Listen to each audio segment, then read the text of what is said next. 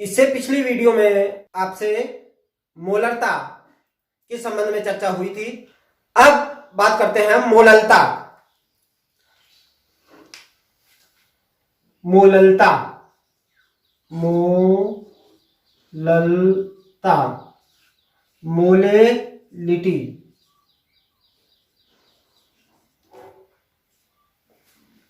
सुनने में दोनों एक जैसे ही लगते हैं, मोलरता और मोललता, मोलेलिटी।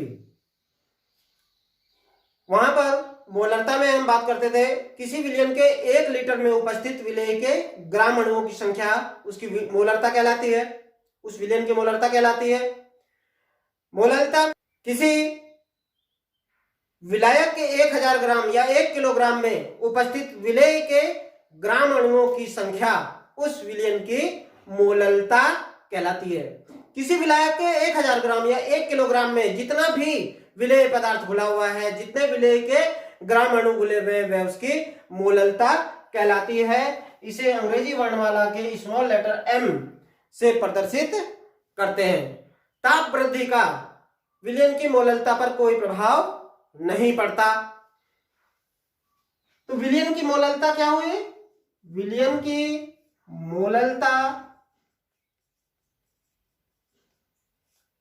स्मॉल m बराबर विलेय के ग्राम अणुओं की संख्या, विलेय के ग्राम अणुओं, या इसको हम शॉर्ट में लिख देते हैं मोलों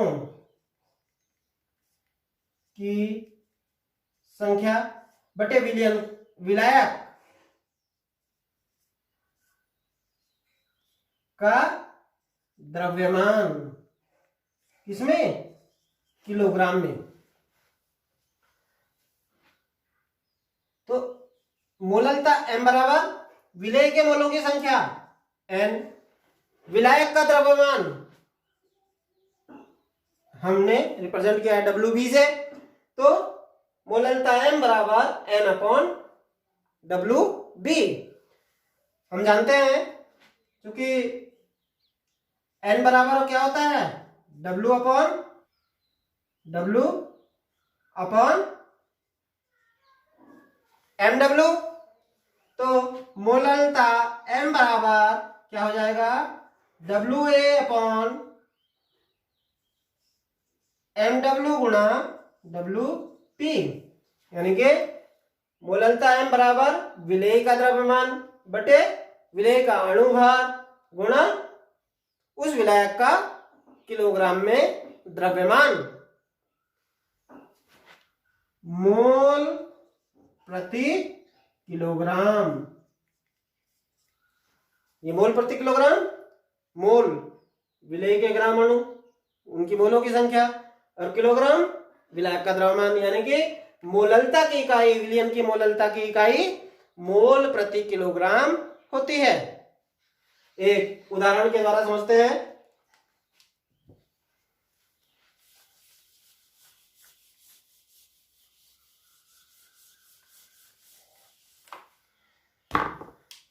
चार 4.9 ग्राम H2SO4 को 4.9 ग्राम H2SO4 को 250 ग्राम जल में घोला गया।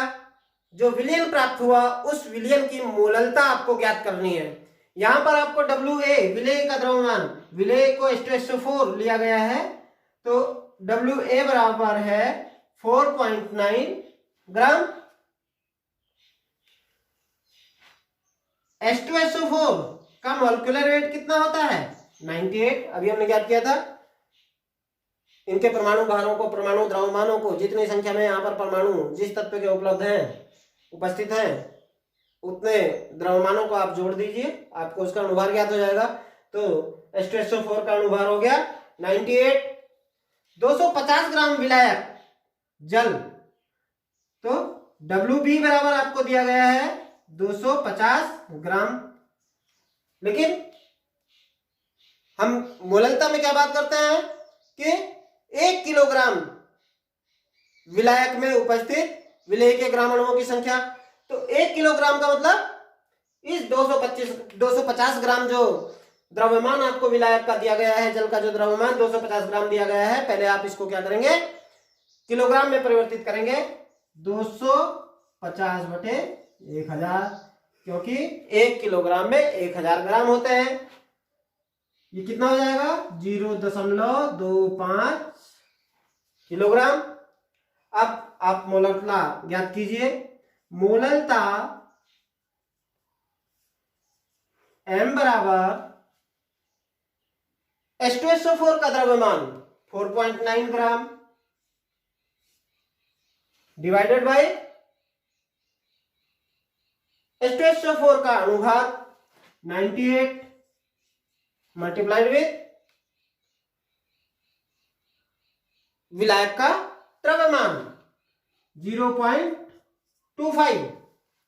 तो कितना आता है, इसको सॉल्व कर देंगे, बराबर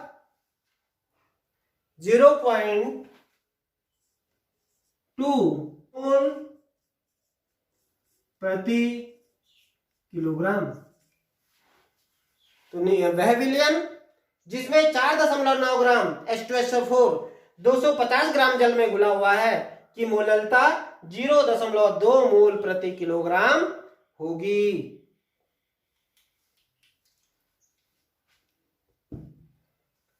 नेक्स्ट प्रश्न देखते हैं। 103.65 ग्राम HCl विलयन में 103.65 ग्राम HCl विलयन में 3.65 ग्राम HCl घुला है। 3.65 ग्राम HCl घुला हुआ है। जो विलयन प्राप्त हुआ उस विलयन की आपको मोललता ज्ञात करनी है। तो यहां पर आपको WA बराबर विलेय क्या है, HCl है। HCl का द्रव्यमान कितना दिया गया है, 3.65 ग्राम। अब विलायक का द्रव्यमान WB, यहां पर एक कंफ्यूजन है, ध्यान दीजिएगा।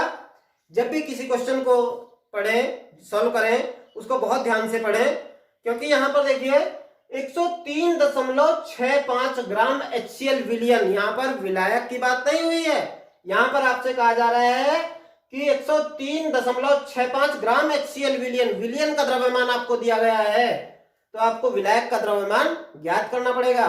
कैसे ज्ञात होगा, विलयन का द्रव्यमान में से आपको विलेय का द्रव्यमान दिया गया है, उस द्रव्यमान को घटा दीजिए, कम कर दीजिए, तो आपके पास विलायक का द्रव्यमान आ जाएगा। WB बराबर क्या हो जाएगा, विलयन का द्रव्यमान माइनस विलेय का द्रव्यमान।